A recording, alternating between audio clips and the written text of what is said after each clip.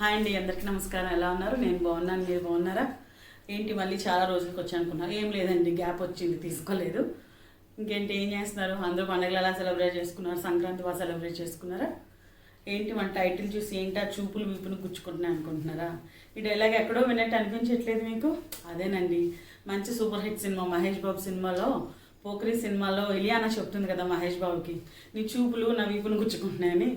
కాకపోతే తనకి హీరో చూపులు గుచ్చుకుంటే నాకు చాలా మంది అపరిచితుల చూపులు గుచ్చుకున్నాయి అనమాట. హలో హలో, మీరు మళ్ళీ వేరే రకంగా అనుకోకండి, వేరే రకంగా గుచ్చుకున్నాయి. అలాగో చెప్తాను వినండి. ఏం లేదండి, జనరల్గా మనం రోడ్డు మీద నడుస్తున్నప్పుడు చాలామంది మనం చూస్తూ ఉంటారు. కానీ మనం వాళ్ళ నోటీస్ చేయకూడదు అనుకుంటాం, కానీ ఆటోమేటిక్గా ఎందుకో అప్పుడప్పుడు ఒక్కొక్కసారి నోటీస్ చేస్తూ ఉంటాం. ఎలా చూస్తారు అంటే, ఇదేదో ప్రపంచంలో ఎంతో వింత నడిచి వెళ్ళిపోతున్నట్టు. అంటే వాళ్ళకి అంత వింతగా మనం కనిపిస్తాం అనమాట. ఎందుకు అంత వింతగా కనిపిస్తాం అంటే, ఏదో మన ఊళ్ళో వాళ్ళు మోసినట్టు ఫీల్ అవుతారు. బాబు ఇప్పుడు ఈ బరువు అంతా నేను మోసుకుని నడవాలా అన్నట్టు వాళ్ళు ఫీల్ అయ్యి ఆ చూపులు మన వీపుని చాలా గట్టిగా గుచ్చుకుంటాయి అనమాట. ఎలా గుచ్చుకుంటాయి అంటే రామబాణాల్లా గుచ్చుకుంటాయి. రామబాణాలు అంటే జనరల్గా చెప్తారు కదా, గురి తప్పకుండా తగిలే బాణాలను రామబాణాలు అంటారు. అంటే అంత షార్ప్గా గుచ్చుకుంటాయి అనమాట. కాబట్టి మొదట్లో చాలా బాగా అనిపిస్తుంది, కానీ పోను అవి అలవాటు అయిపోతాయి. ఏం లేదు, ఇలాగే ఒకరోజు నేను బెంగళూరులో ఉన్నాము మేము. ఇప్పుడు మా ఇంటి పక్కన ఒక అస్సాం దీది ఉంది అన్నమాట. చాలా మంచి ఆవిడ. ఎంత మంచి ఆవిడంటే, మనం బాధపడతామని తెలిసినా మన గురించిన విషయాలు మన ముందే చెప్తుంది. కాకపోతే మన విషయాలు వెనకాల పక్క వాళ్ళ దగ్గర చెప్పాకంటే, మన విషయాలు మనం బాధపడినా మన ముందే చెప్పేవాళ్ళు నా దృష్టిలో చాలా మంచివాళ్ళు. ఎందుకంటే అట్లీస్ట్ మనల్ని కరెక్ట్ చేసుకోవడానికో ఏదో రకంగా మనకు ఉపయోగపడుతుంది. ఆ క్షణం బాగా అనిపించినా ఒక సర్టెన్ టైంలో అది చాలా యూజ్ఫుల్ అవుతుంది అనమాట. ఇలాగ ఇద్దరు ఈవినింగ్ ఒకరోజు వాకింగ్ చేస్తున్నాం అనమాట. మా ఇద్దరిని ఎదుర్కొన్న ఒక ఇద్దరు వస్తున్నారు. వాళ్ళు వాకింగ్ చేస్తున్నారు, మేము చేస్తున్నాం. కొంచెం ముందుకెళ్ళిన తర్వాత ఒకసారి వెనక్కి తిరిగి చూడు అంది. ఎందుకు, ఏమైంది అని. ఒకసారి చూడు, అవును చూడు అంటే ఒకసారి ఇలా వెనక్కి తిరిగి చూసావు. ఓకే, ఆవిడ నువ్వు లావుగా ఉన్నావని చెప్పి ఆవిడ పక్క ఆవిడకి చెప్తుంది అంది. అంటే మనకు అప్పుడు కన్నడ పెద్దగా రాదు, ఆఫ్కోర్స్ ఇప్పుడు కూడా పెద్దగా రాదు అనుకోండి, అది కొంచెం అర్థం అయితే అప్పుడు అది కూడా లేదు. ఆవిడకి వచ్చు కాబట్టి అర్థమైంది. అదేంటి ఆవిడ కూడా లావుగానే ఉంది కదా అన్న.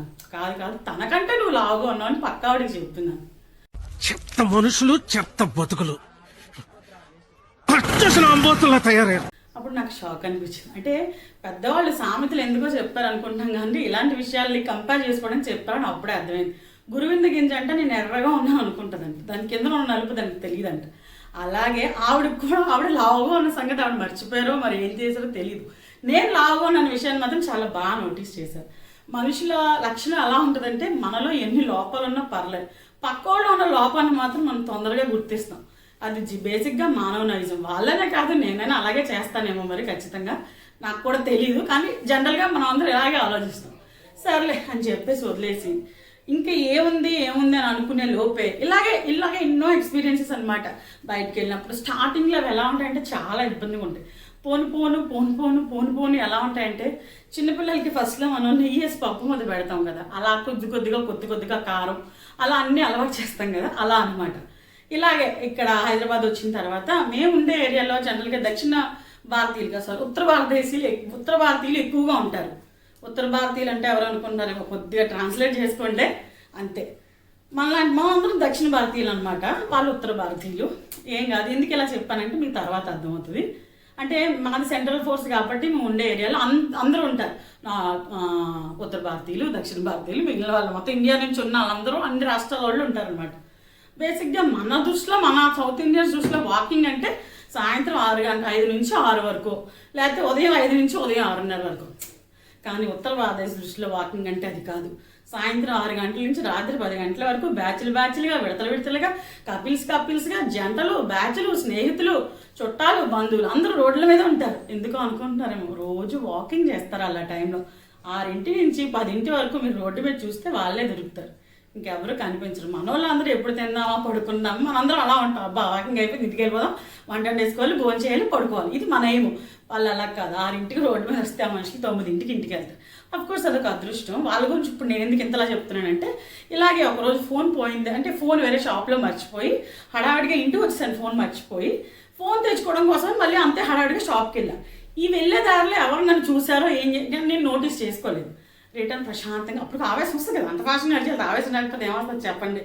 ఎవరన్నా పాయసం ఇవ్వడానికి ఇస్తాడు, ఎవరికి ఆయాసం వస్తుంది. వెళ్ళి ఇంకా స్లోగా నడుచుకుంటూ వస్తుందా, ఒక ఆవిడ ఇంకొక ఆవిడ చెప్తుంది, ఓ కిత్నా మోటా హే, అందుకే అన్నారు ఉత్తర భారతీయులు అని. పక్క ఆవిడ చెప్తుంది ఇంకొక ఆవిడ, ఓ జాదా చావల్ కాతా హే. ఇట్ట తయారయ్యేనే మీరంతా. అంటే సినిమాలో డైలాగ్ వస్తాయి కదా ఒకదాని వెనకాల ఒకటి, అలాగనమాట. అంటే నాకు హిందీ రాదనుకున్నారు, అంటే అంత ముద్దుగా కనిపించాను కానీ కొద్దిగా వచ్చు, రాదు కొంచెం వచ్చు.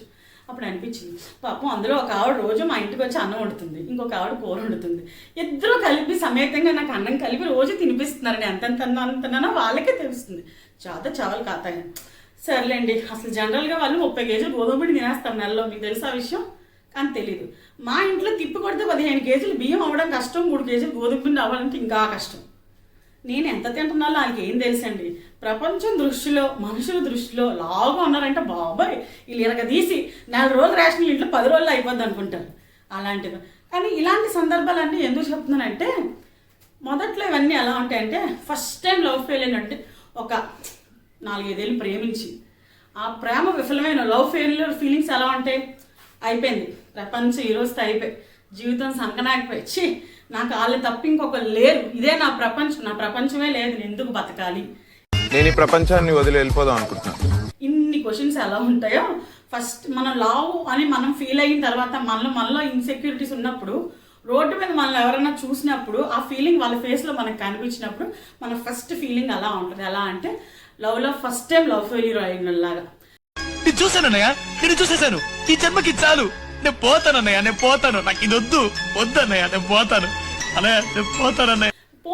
పోను అదే మనిషి ఇంకొక వ్యక్తినో, ఇంకొక అమ్మాయినో, ఇంకొక అబ్బాయినో లవ్ చేశారనుకోండి, వాళ్ళు సెకండ్ టైం అదే లవ్ ఫెయిల్యూర్ అయిందనుకోండి, ఈసారి ఎలా ఉంటుందంటే, ఈసారి కొంచెం బాధ పరిచయం కాబట్టి అది ఉంటుంది, బాధ ఉండదని చెప్పను, కాకపోతే ఆ బాధ పరిచయం దాన్ని ఎలా కంట్రోల్ చేసుకోవాలో కొద్దో గొప్ప నేర్చుకుంటారు కాబట్టి బాధ ఉన్నా దాన్ని మేనేజ్ చేసుకోగలుగుతారు.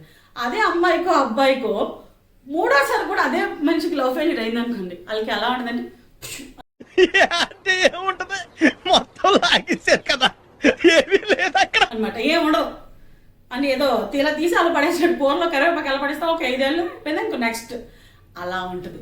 ఇది నేను ఎందుకు కంపేర్ చేసి చెప్తున్నానంటే, వాళ్ళ ప్రేమ ఫెయిల్యూర్ ఎలాంటిదో జనాలు నన్ను చూసే చూపులు అలాంటివి.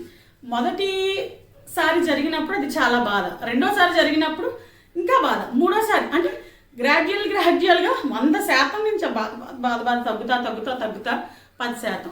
ఫస్ట్లో మా ఫీలింగ్స్ ఎలా ఉంటాయి చెప్పినా, అబ్బా ఆ రోజు చచ్చిపోవాలి, నేను బతకూడదు, నేను ఇంతే అనిపిస్తుంది.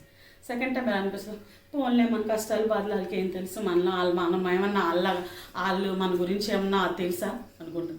థర్డ్ టైం ఇది తెలుసా, నేను ఏం తింటున్నానో, అక్కడ ఏం తెలుసు, ఎంత తింటున్నానో, ఎంత కష్టపడుతున్నానో అతడికి ఏం తెలుసు. నాలో ఉన్న రౌడీ నిద్ర లేకపోద్దురా ప్లీజ్, చిన్నపిల్లలరా మీరు, వెళ్ళిపో. అదే మన థర్డ్ టైం ఫీలింగ్.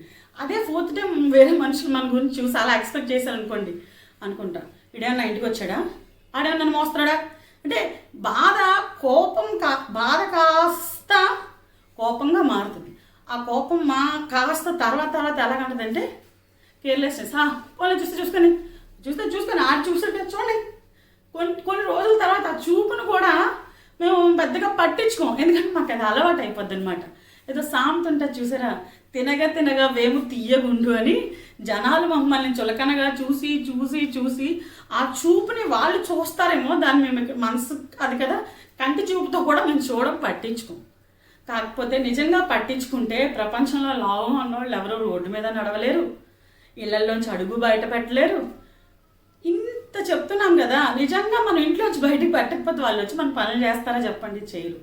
మన గురించి అన్నీ తెలిసిన మనమే మనల్ని యాక్సెప్ట్ చేసి హ్యాపీగా ఉండాలని చెప్పి మనం ట్రై చేస్తున్నప్పుడు, మన గురించి తెలియని ఎవడో అక్కడ కామెంట్ పాస్ చేస్తే మనం ఎందుకు చెప్పండి, మన లైఫ్ అక్కడే ఆగిపోవాలి.